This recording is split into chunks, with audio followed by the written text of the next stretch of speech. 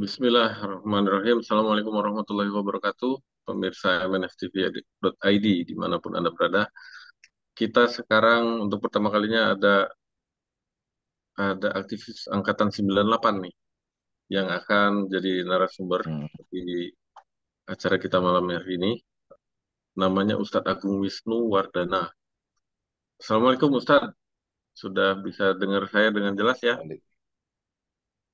Ya. Cukup kedengar, Mas Imam, cukup kedengar. Oke. Jadi Waalaikumsalam sebelum warahmatullahi wabarakatuh. ya, kita malam ini akan membahas tentang tiga hal ya, tentang yang berkaitan dengan RKUHP versi 9 November 2022 yang akan disahkan besok. Besok itu berarti Selasa tanggal 6, 6 November, 6 Desember 2022. 6 Desember. Hmm. 6 Desember Eh, 2000. Ya. Tadi itu terkait dengan LGBT, terus represifme pemerintah terhadap masyarakat gitu. Yang ketiga tentang ancaman terhadap ideologi. Nanti kita angkat ya. Tapi sebelumnya ada yang saya saya nilai itu menarik untuk diangkat. Ustadz Agung ini di beberapa kesempatan pernah ditulis sebagai aktivis 98 gitu. Nah, boleh cerita sedikit, Tad? Dulu di sebelah mana perjuangannya Ustadz Agung atau kiprahnya sampai disebut aktivis 98? Silakan, Tad. Katanya. Yo, saya itu kuliah masuk 96, Mas, di Institut Pertanian Bogor. IPB. 96, Institut Pertanian Bogor. Waktu saya berangkat dari tempat saya di daerah Boyolali, Jawa Tengah ke Bogor, itu pas kejadian tanggal 27 September itu, waktu serangan ke kantor PDI Perjuangan yang Oh, dilakukan oleh kelompok yang lain kan. Nah, itu saya pas itu melewati Jakarta dan akhirnya kuliah 96 di Institut Pertanian Bogor. Nah, 96 ya kita tahu 98 nggak terlalu jauh beda 2 tahun. Kita tahu 96 itu ya relatif acara-acara mimbar bebas, diskusi-diskusi, terus kemudian obrolan-obrolan tentang represivisme dari kekuasaan Orde Baru itu dibincangkan cukup intens di kalangan mahasiswa. Apalagi setelah Forum Rektor, Mas Imam. Forum Rektor itu rektor-rektor di universitas negeri di Indonesia, ya. IPB, UGM, kemudian ITB, semua membuat Forum Rektor yang banyak mendapat inspirasi dari Pak Amin Rais, sehingga muncullah ya kekuatan rektor itu menjadi penguat dari kekuatan mahasiswa untuk melakukan perlawanan pada represivisme dari Orde Baru pada waktu itu. Nah, sehingga muncullah banyak faksi memang di kalangan mahasiswa gitu ya. Ya kalau faksi-faksi itu ada yang kiri, ada yang kanan, ya gitu-gitu. Nah kita ini termasuk dari aktivis dakwah kampus. Rektor aktif dakwah kampus, ada forum silaturahmi lembaga dakwah kampus pada waktu itu yang diklaim oleh beberapa kalangan sebagai cikal bakal berdirinya Kesatuan Aksi Mahasiswa Muslim Indonesia, Fahri Hamzah di dalamnya. Nah, ruang saya ada di ruang-ruang seperti itu kira-kira untuk melakukan perlawanan pada Orde Baru pada waktu itu. Jadi Itu Mas, kira-kira sekilas sebelum saja. tahun 98-nya ya dimulainya. Ya 96 sampai 98 pasti Mas. Terus-terusan itu kan. Berarti kan 96 Ya. itu sudah mulai banyak aktivitas diskusi-diskusi, mimbar bebas, aksi. Sampai puncaknya ya 98 itu. Sampai ikut Setelah ngedudukin itu, Tad. 98 juga masih banyak muncul. Kenapa kan? Gedung MPR, Kenapa Mas? ikut duduk di gedung MPR di Ya atap gedung MPR. banyak teman-teman ya banyak sana ya naik di atas bis lari ke sana lari ke sini. Iya, iya, iya. Di masa itu. Hmm. Ya Oke. banyak Mas, zaman itu malah dosen kok yang nyuruh kita aksi ke Jakarta itu malah dosen-dosen itu. Jadi Oh, udah gitu. yang berangkat aman. Oh, luar biasa sih masa itu, Mas. Saya juga dulu Makanya di dosen itu harus Terapunganmu itu harus berani. di tiba-tiba ada yang fasilitasin truk, jadi mahasiswa dinaikin ke truk. Masya Allah. Ya iya, betul. Oke. Jadi bisa ada kemungkinan akan terjadi lagi suasana seperti itu karena ada RKUHP yang akan kita bahas ini. Nah, Dan Ya, selama se- represivisme dari gerakan dari rezim ya akan ada. Ayo lanjut Mas. sebelum pemikiran antum ditumpahkan untuk membahas ini, perasaannya dulu nih saya mau tanya. Secara umum melihat RKUHP yang akan disahkan besok ini, Ustaz merasa gimana? Apa perasaannya? Kondisi emosinya? Ya apa ya? Ini kalau kayak bilang RKUHP itu lebih kolonial dari kolonial. Kita tahu kan namanya RKUHP itu warisan dari kolonialisme Belanda. Oh, Nah, jadi kemudian judul. diadop sama pemerintahan Indonesia.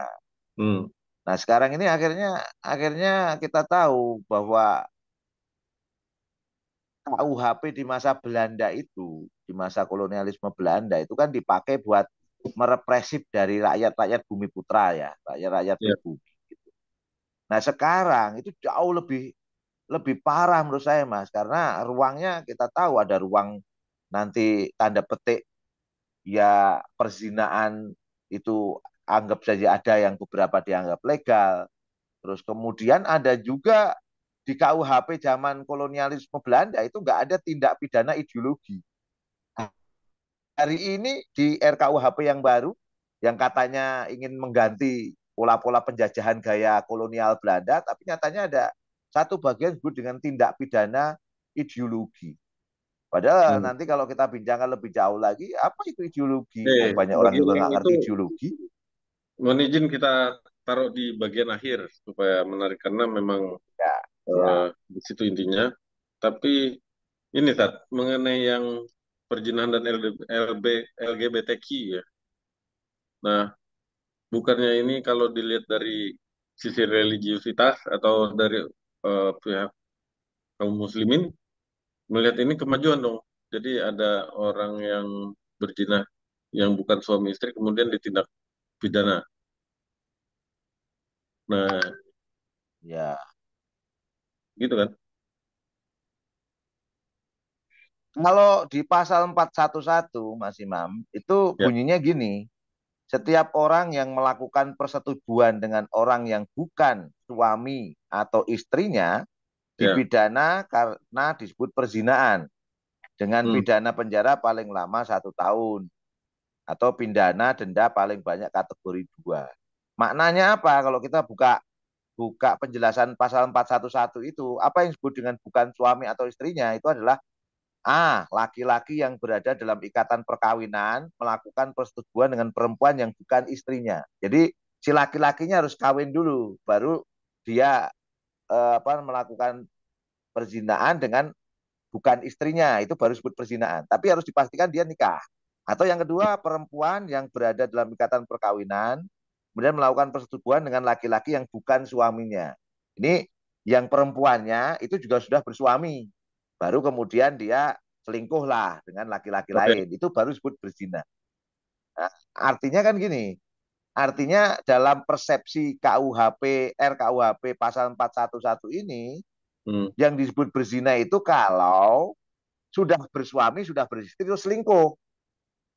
Itu berzina Berarti kalau dalam yang dalam kalau konteks dia belum Islam itu nikah, namanya kalau sebelum nikah ya eh, berarti nggak ada masalah, nggak dipidana. Nah, itu nah titik jadi kritis itu. titik Artinya kalau kritis. kalau laki-lakinya perjaka, perempuannya gadis, terus kemudian melakukan hubungan persetubuhan itu tidak disebut zina dan nggak kena pasal pidana. Itu kan berarti memberikan kebebasan perilaku kepada anak-anak muda kita yang sudah sekarang masalah pergaulannya sudah luar biasa seperti ini ya ke arah negatif, ditambah nggak ada masalah terkait dengan pidana ya berarti kan dikasih kesempatan seluas-luasnya itu terkait dengan Lah iya, kebebasan perilaku mereka kan itu kan misalnya problem. Jadi ada zina itu untuk bapak-bapak, mereka yang sudah pernah nikah gitu. eh, misalnya ada laki-laki yang sudah beristri, kemudian dia mau check in di hotel dan seandainya ini mau Hmm. diefektifkan, berarti hotel akan ngecek dia udah status nikah atau belum. Dia bisa bikin eh, Bisa. KTP yang dia belum nikah, bisa aja. Jadi dia bisa lewat, bisa Ya bisa aja kalau orang mencari lewat. cara kan. Karena Oh eh, sekarang ya hotel juga bebas-bebas aja mas. Hmm. Jadi ini seolah-olah dikesankan supaya apa di dalam RKUHP ini ada yang berpihak kepada kepada Islam begitu ya. Bisa dibilang seperti itu nggak? Betul setuju nggak? Nggak juga sih Mas, banyak orang juga udah protes sebenarnya sejak dari awal. Teman-teman Iya, fraksi PKS tuh seingat saya juga protes terkait hal itu. Cuman ya kalah suara kan. iya, iya. Suaranya tidak terlalu terdengar lah gitu. Jadi Tapi kalaupun pemerintah ada niatan untuk apa membungkus ini supaya religius, ya gagal juga gitu. Oke, sebenarnya Ustaz. gagal sekali. Banyak orang Yang tahu. LGBTQ mau dikomentarin nggak? Ya, karena gini, dulu itu sebelum RKUHP ini muncul kan banyak diskusi juga kan, karena Indonesia ini Hmm. kan negara mayoritas Muslim dan orang tahu lah, tidak usah kita terlalu banyak teori LGBTQ itu atau lesbian, gay, biseksual, transgender gitu ya. Itu Ya, kan secara umum masyarakat Islam sangat paham itu hukumnya haram gitu. Sudah ya, paham lah gitu. Maklumun minad din bidorullah. Sudah paham banget. Orang semua tahu itu haram gitu, nggak boleh terjadi. Jangankan jangankan Islam, orang-orang Indonesia yang non Muslim pun saya lihat juga tidak menyukai hal itu, clear banget gitu. Sehingga memang kelompok LGBT itu di Indonesia minoritas, sangat minoritas sekali. Nah, banyak pihak dulu meminta kepada pembuat rancangan KUHP ini, rancangan undang-undang KUHP ini agar memasukkan LGBT itu sebagai kejahatan gitu loh. Artinya boleh kena tindak pidana kalau orang melakukan apa namanya istilahnya kawin sesama jenis atau mungkin melakukan hubungan dengan sesama jenis misalnya ya itu bisa kena pidana. Tapi ternyata begitu masuk di dalam diskusi ditolak itu semua Mas. Ditolak akhirnya tinggal pasal terakhir yang pasal 414 ayat ya, 1. Setiap orang yang melakukan perbuatan cabul terhadap orang lain yang berbeda atau sama jenis kelaminnya di depan umum dipidana ya. dengan pidana 1 tahun 6 bulan. Jadi kalau Maknanya, jadi apa ya orang orang yang maknanya itu orang yang melakukan perbuatan cabul di depan umum saja yang titipan umum terkena saja. gitu. Iya, Oh, memaknanya artinya LGBT-nya nggak dipermasalahkan kan gitu. LGBT ya, yang melakukan pencabulan di depan umum baru itu yang dipermasalahkan. ya, begitulah ya realitasnya. Artinya kan memang realitasnya ya LGBT itu masih masih sah di Indonesia dan saya mengambil satu istilah secara legal aman sekarang LGBT malahan. Tinggal proses berikutnya pembiasaan. Saya khawatir Mas, kemarin rencana Jessica Stern itu ya, duta Hmm, Amerika Serikat untuk LGBT yang mau datang ke Indonesia itu kan nggak jadi tuh, nggak jadi ya, datang kan. Saya menduga bahwa kehadiran dia itu untuk menekan agar di dalam RKUHP itu tidak ada kejahatan LGBT, menurut saya sih ya. ya, Nah, sehingga ketidakjadian Jessica Chastain datang ke Indonesia itu karena mungkin merasa udahlah berarti aman lah LGBT di Indonesia nggak dipermasalahkan. Itu kalau saya memandang kondisinya. ya, ya, ya. Baik, itu tentang LGBTQ. Sekarang ada yang di pasal berikutnya ya mengenai represivisme pemerintah yang akan meningkat nih.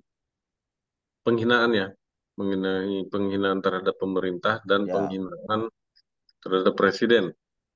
Gimana Ustaz menurut Ustaz Agung? ya. Ini kan itu ada di pasal 240 tuh. Tiap orang yang di muka umum melakukan penghinaan terhadap pemerintah yang berakibat terjadinya kerusuhan dalam masyarakat dipidana dengan pidana penjara 3 tahun, ya kan? Ya, Ini kelas. Kalau pemerintah kan berarti ya presiden dan wakil presiden. Konteksnya ke sana. Nah, tantangannya kan gini, soal penghinaan itu. Penghinaan ini kan pasal karet, nggak ada kejelasan. Nanti orang mengkritik bisa dianggap penghina, ya kan? Nanti orang ingin memberikan nasihat pada penguasa terhadap kebijakan-kebijakannya bisa Iya, diinterpretasikan penghinaan. Ini kan jadi kerepotan, Mas. Ketika pasal demikian masuk di dalam RKUHP, peluang terjadinya represivitisme pemerintah atau rezim penguasa kepada rakyat yang mengkritisinya itu berpeluang besar. So hari ini juga banyak kok orang yang akhirnya hari-hari ini ya, padahal ini undang-undang belum ditetapkan loh, baru memakai mungkin undang-undang ITE atau undang-undang yang lain ya, itu saja sudah memakan korban. Apa korbannya ya? Banyak orang kan ditangkepi gitu gara-gara dia melakukan kritik gitu. Apalagi kalau ini sudah ditetapkan dalam RKUHP, clear, orang ya, yang menghina itu bisa kena hukuman pidana, dikurung gitu misalnya, ya itu kan yang beresiko, Mas. Dan ini sebenarnya sisa-sisa kolonialisme Belanda, yang seperti ini sisa kolonialisme Belanda gitu loh. Cuman memang ada pilihan lebihnya sekarang. Jadi pilihannya itu bisa pidana fisik, bisa juga ganti dengan denda, bayar cuan lah gitu. Jadi nggak ya, dipenjara ya. tapi bisa. Jadi kata kata pembuat pembuat undang-undang ini katanya jauh lebih ringan sekarang. Karena apa? Karena penjara itu bisa diganti dengan cuan gitu, bisa diganti dengan uang. Makanya disebut situ penjara 3 tahun atau pidana denda paling banyak kategori 4. Dan mungkin dari kategori 4 berapa ratus ribu rupiah gitu, mungkin harus dicek lagi itu berapa. Itu katanya yang lebih baik dibanding kolonialisme. Tapi pasal penghinaannya ya nggak jauh beda dengan apa yang terjadi di masa kolonialisme Belanda. Sama aja kalau kita lihat di sana ya. Terus kemudian yang lebih parah lagi, kalau zaman kolonialisme Belanda kan nggak ada tindak pidana terhadap kekuasaan umum dan lembaga negara. Hari ini ada, itu yang saya sebut lebih kolonialis daripada undang-undang bikinan Belanda ini malahan. Kenapa? Kalau zaman dulu kan orang yang dikenai kalau menghina gubernur Hindia Belanda atau menghina ratu Belanda, ya. Tapi sekarang ini tidak hanya menghina pemimpin yang dalam artian presiden dan wakil presiden dalam konteks pemerintah, tetapi juga tindak pidana terhadap kekuasaan umum lembaga negara. Apa yang maksud kekuasaan umum lembaga negara itu? DPR, gitu. DPR itu anggota DPR, DPRD, Kepolisian Republik Indonesia, Kejaksaan Republik Indonesia, dan pemerintah daerah. Itu bisa kena juga sekarang. Kritik misalnya nanti ya kritik pada DPRD, kritik pada DPR, Polri misalnya kemarin kita teriak-teriak Sambu dan sebagainya ya, itu bisa dianggap penghinaan kepada kepolisian dan nanti juga bisa kena pasal itu nanti. Nah itu ruang-ruang pasal karet Mas yang berpeluang dan banyak pengalaman selama ini memang dimanfaatkan oleh rezim untuk represif gitu. Jadi palu Rezim gudang gitu penguasa ya. sejak zaman kolonialis. Iya, digebuk lah alat penggebuk gitu untuk mereka-mereka yang kritis pada kekuasaan gitu. Ini Ya, ya. lebih parah, Mas. Intinya undang-undang KUHP, RUU KUHP yang sekarang sedang disusun itu betul-betul represifnya jauh lebih tinggi dibanding di masa kolonialisme Belanda. Karena sekarang semua lembaga kalau dihina tanda petik, yang nanti bisa ditarik ke kritik itu tadi, itu Terkena bisa semua. kena semuanya. Iya Kalau kena semua. gua, Makanya kan banyak teman-teman hmm, LSM itu yang mengatakan eh, siap-siap saja orang Indonesia bakal terdiam, membisu atau masuk penjara gitu. Itu saking kalau saking waktu represifnya gitu. ya sedangkan waktu zaman Belanda dulu eh, hanya kepada Ratu Wilhelmina saja ya, luar biasa. Ya, itulah kira-kira. Itu sama gubernur Hindia Belanda kan yang Nah, berkedudukan di Batavia. Selebihnya nggak ada ya, masalah. jadi itulah menggambarkan judul ini sangat relevan ya, judul perbincangan kita. Yang terakhir ini mengenai hal yang ngeri-ngeri nikmat nih, ngeri-ngeri sedap, ideologi ini, Ustaz. Bung Agung, bagaimana pandangannya ketika saya bacakan salah satu nih ya. Setiap ini yang Ya, nomor 188 ayat 1. Setiap orang yang menyatakan keinginannya di muka umum dengan lisan, tulisan atau melalui media apapun untuk meniadakan atau mengganti Pancasila sebagai dasar negara dipidana dengan pidana penjara paling lama 5 tahun. Nah, terus pasal 196-nya Setiap orang yang melakukan permufakatan jahat atau persiapan untuk melakukan tindak pidana sebagaimana dimaksud dalam 191 yang tadi eh, sampai dengan pasal 194 dipidana. Nah, nomor duanya, setiap orang yang mempersiapkan perubahan ketatanegaraan secara konstitusional tidak dipidana, gitu. Yang dimaksud Ya. mempersiapkan itu katanya mempersiapkan perubahan Undang-Undang Dasar Negara Republik Indonesia tahun 1945. Kalau yang saya tangkap di sini UUD Negara Republik Indonesia tahun 45 ini bukannya memang sudah berubah-ubah ya, beberapa kali mengalami perubahan. Hmm. Nah, sebelah mananya nih Sad, yang menjadi bahaya bagi sebagian masyarakat gitu.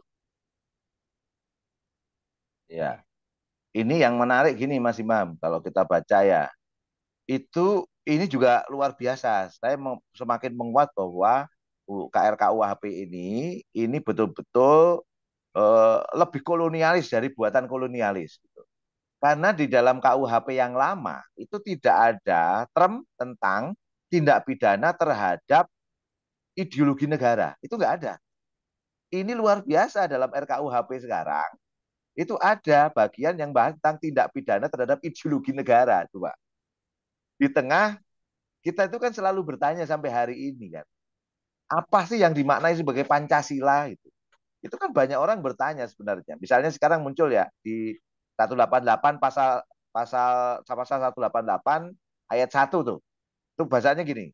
Setiap orang yang menyebarkan atau mengembangkan ajaran komunisme, garing marxisme, leninisme, atau paham lain yang bertentangan dengan Pancasila di muka umum dengan lisan dan tulisan, termasuk menyebarkan atau mengembangkan melalui media apapun, dipidana dengan pidana penjara dengan lama 4 tahun.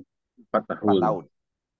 Nah, itu kan clear ya, disebutkan itu komunisme, marxisme, leninisme. Saya pikir sudah jelas.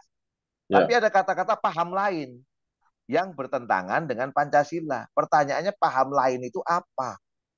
Itu. Itu kan nggak clear. Nah, ruang paham lain yang nggak dikelirkan ini, Mas Imam, itu berpeluang jadi pasal karet yang bisa digunakan orang lain yang disebut anti pemerintah atau dianggap radikalisme gitu ya. Itu bisa ditangkap juga dengan alasan paham lain itu. Padahal di versi RKUHP tanggal 9 November itu yang muncul hanya komunisme, leninisme, marxisme. Tidak ada hmm, kata-kata paham lain. Tapi tiba-tiba di keputusan satu, keputusan tambah. pertama dari Komisi 3, tanggal 24 itu, 24 November, itu muncul kata-kata atau paham lain. Oh, Nah, paham ada yang lain. bertanya, ini setan gundul mana yang tiba-tiba menambahkan kata-kata itu? Nah, itu pertanyaan. Nah, Ya, kami khawatir karena dulu itu pernah ketika ramai tentang rancangan undang-undang haluan ideologi Pancasila, HIP ya, ya kan, yang dulu pernah disodorkan oleh PDI Perjuangan banyak pihak atau sodorkan ke DPR kan. Walaupun inisiatifnya pemerintah, tapi ini sepertinya juga kuat ada pemahaman ide yang sama dengan miliknya apa namanya PDI gitu kan. Itu kan muncul Hasto Kristianto, sekjennya PDI itu menyebutkan bahwa paham lain di dalam RUHP itu kan ada paham lain itu ya. ya. Paham lain itu apa? Dia langsung nyebut nama itu. Khilafahisme dan radikalisme. Nah, loh. Jadi sudah menuju pada arah yang mau semakin jelas kan. Nah, memaknainya kan berarti siapapun yang ingin bersuara tentang khilafah, menyuarakan di depan publik tentang khilafah, mengajak pada khilafah ya dianggap kayak komunis yang bisa dipidana gitu. Ini yang parah banget menurut saya. Padahal khilafah itu kan ajaran Islam. Berarti apakah kemudian dimaknai RUU KUHP ini berarti ya melarang Islam kalau kayak gitu kan gitu. Kalau dia melarang adanya khilafah, misalnya kalau paham lain itu dimaknai sebagai khilafah, ya berarti dia kan menentang ajaran Islam kalau kita membaca sampai ke titik itu gitu ya. Nah itu Kenapa yang ya, parah menurut saya Mas. saya, Jadi saya situasi yang malu-malu ya, luar Sat? biasa. Kenapa nggak nyebut aja di situ pemerintah tuh RUU-nya kenapa nggak eh, Marxisme dan khilafahisme gitu. Nggak gitu aja sekalian. Kenapa menurut antum? Ya karena mereka juga ragu kan dengan tekanan publik kan. Publik kita itu kan mayoritas Islam dan banyak pihak yang udah ngomong jangan lecehkan khilafah kan gitu. Jangan Nah, lecehkan pemahaman khilafah. Kapan waktu Pak Khalil Nafis saja di MUI juga ketika mengkritik siapa namanya komisarisnya Pelni, Didi Budiarto, itu kan juga dia ngomong khilafah kan, Didi Budiarto. Kan ya, kemudian ya. Pak Khalil Nafis mengatakan khilafah itu ajaran Islam, jangan kalian lecehkan kan gitu. Terus Cak Nun sendiri bilang kan, khilafah itu ajarin Gusti Allah, kan Gusti Allah. Kalau kemudian khilafah kalian tentang-tentang ya berarti kalian menentang Gusti Allah kan gitu. Si, aduh, apa namanya MH itu Najib kan. Artinya ketika mereka terang-terangan mengungkap itu dalam pasal tersebut, itu ya berarti mereka siap akan menghadapi perlawanan umat Islam secara bergelombang pastinya gitu. Kemarahan umat itu akan luar biasa ya terhadap apa namanya perancangan RKUHP kayak dulu mau bikin rancangan undang-undang haluan ideologi Pancasila itu kan pertentangannya luar biasa dan RKUHP kan RUHIP gagal kan akhirnya diundangkan karena waktu itu Yang Pancasila yang 2017. dimaknai itu Pancasila yang dimaknai menurut persepsi Soekarno yang disebut dengan gotong royong itu. Jadi Pancasila bisa diperas menjadi Trisila, bisa diperas menjadi Ekasila. Nah itu kalau seperti itu kan mengingatkan umat Islam pada Nasakom. Jadi Hmm. Pancasila itu dimaknai Nasakom di masa Orde Lama kan gitu. Nah kita kan akhirnya mempertanyakan ini kan sebenarnya. Pancasilanya itu yang mana sebenarnya? Nah ini kan seringkali akhirnya nanti Pancasila itu hanya dijadikan alat gebuk, alat pukul pada mereka-mereka yang dianggap menentang rezim lah sebenarnya, dianggap menentang rezim, kemudian bilanglah dia radikalisme, dia bilanglah orang yang ingin mengganti Pancasila, ya gitu gitulah bahasa itu yang Yang selama mengancam ini kan muncul gitu. kekuasaan lah gitu ya. Ya, sebenarnya mengancam kekuasaan, tapi mereka menggunakan narasi mengancam Pancasila kan gitu. Itu kan yang Nah, menjadi persoalan. itu dia. Ya mudah-mudahan masyarakat Yang jadi makin lucu yang paling bawah tadi, Mas Imam.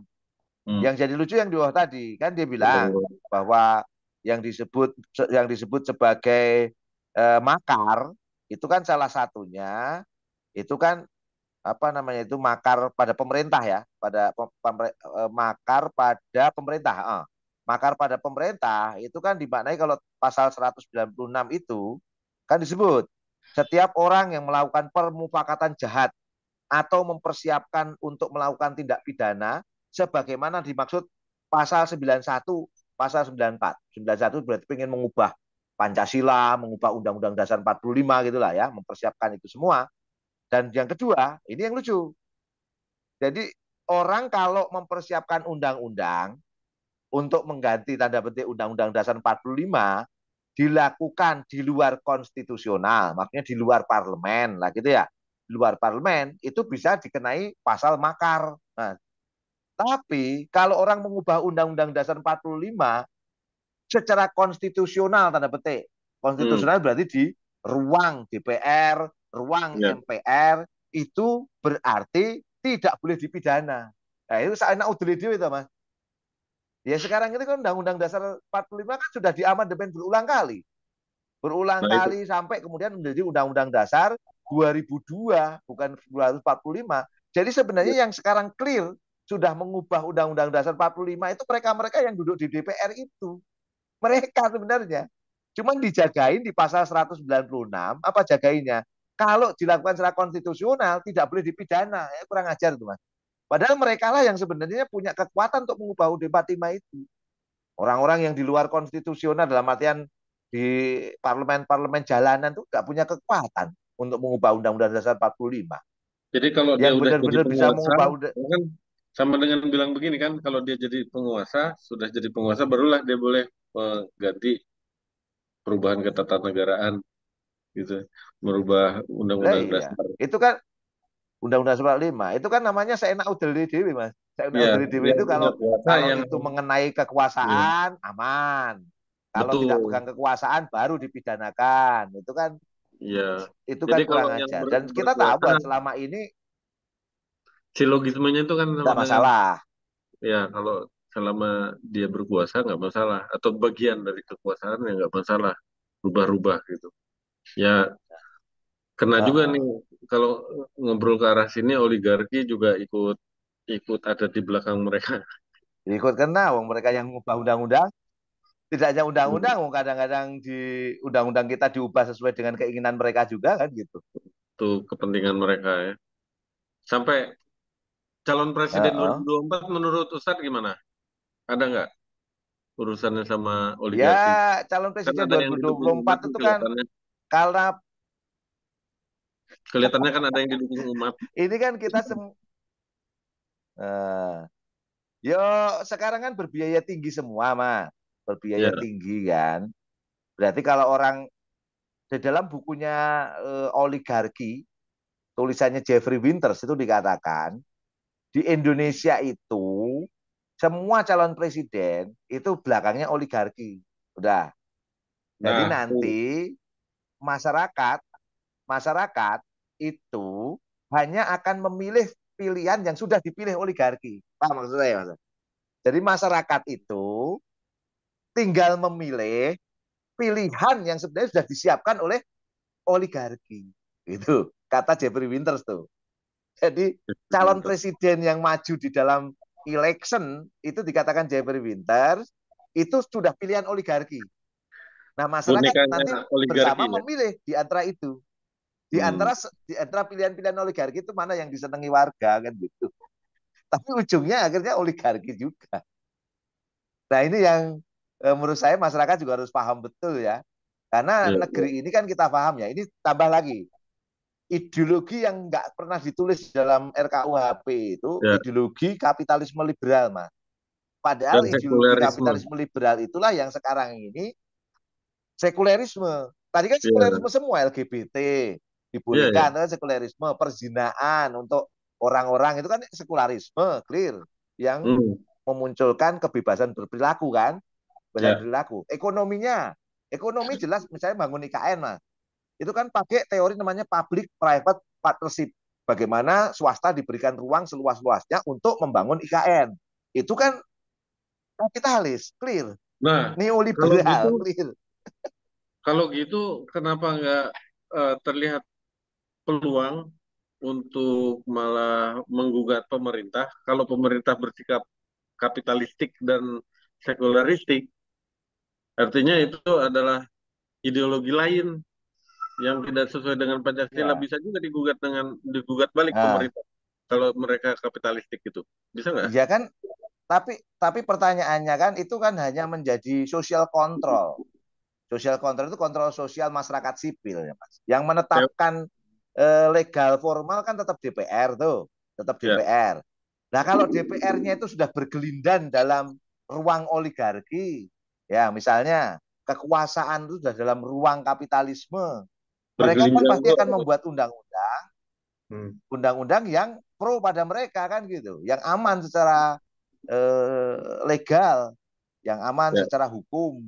Termasuk dalam hal ini nggak disebut kapitalisme, nggak disebut liberalisme, mereka memang menjalankan kapitalisme, liberalisme dan sekularisme hari ini di masyarakat. Kan aman kan? Ya. Well, ya. So that's pretty much it. Uh, Saya kata permasalahan. Closing statement, Sat. Sebelum kita tutup, Ya, boleh dah. silakan. Closing statement saya intinya gini, rancangan undang-undang kitab undang-undang hukum pidana yang sekarang sedang akan diketuk palu besok ya. Besok ya tergantung ini kan kita lagi rekord ya, apakah besok ditayangkan apa, pokoknya tanggal 6 Desember itu akan ketuk palu. Hmm. Itu saya mengatakan undang-undang yang lebih kolonialis lah dibanding undang-undang kolonial dan lebih represif dibanding undang-undang kolonial Belanda. Banyak sekali pasal-pasal yang menunjukkan problem. Dan kalau saya membaca penguatan RKUHP ini berdasarkan pada res idea. Res idea itu cita hukum. Cita hukum yang cenderung pada pemahaman kapitalisme liberal yang berbasiskan sekularisme.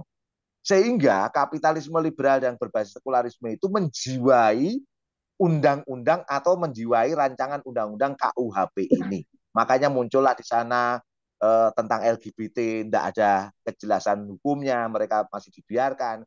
Perzinaan itu juga diberikan keleluasaan Sosial pada saja. mereka yang belum pernah menikah gitu ya, yang tidak Hmm. menikah gitu. Terus kemudian kita tahu bagaimana tindak pidana yang represif demi kepentingan kekuasaan. Terus terakhir, tindak pidana terhadap ideologi Pancasila yang cenderung akan dijadikan tameng untuk mempertahankan kekuasaan demi untuk melanjutkan sifat-sifat model-model pembangunan yang kapitalisme liberal. Oleh karena itu, saya mendorong pada masyarakat Indonesia untuk bersuara, speak up, jangan diam.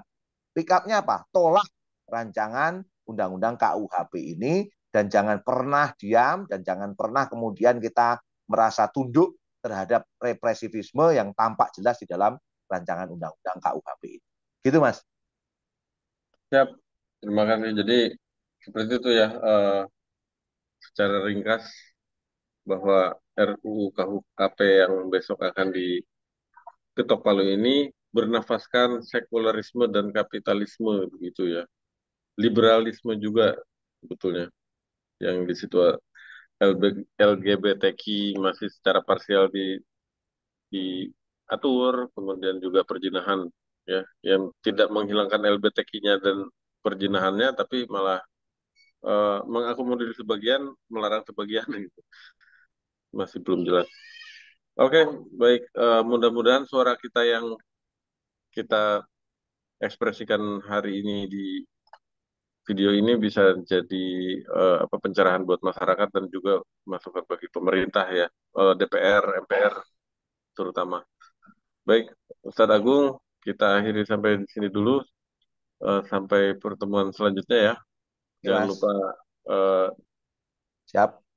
jangan lupa subscribe, like, and comment untuk pemirsa. Sampai ketemu di tayangan yang selanjutnya. Assalamualaikum warahmatullahi wabarakatuh.